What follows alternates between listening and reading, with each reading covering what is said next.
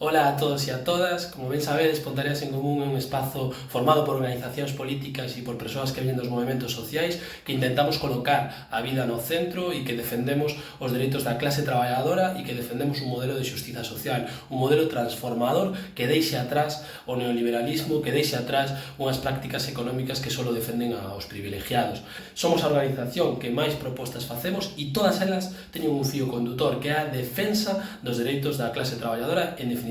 de colocar as necesidades dos veciños e das veciñas de Pontareas por diante. Por eso é fundamental articular, facer medrar este espazo, facer medrar a Pontareas en Común para que no 2027 podamos ser alternativa de goberno. Eso é polo que estamos traballando e eso é polo que levamos demostrando durante estes 2 anos e medio e creemos que moita veciñanza se ve representada nas ideas que Pontareas en Común representa.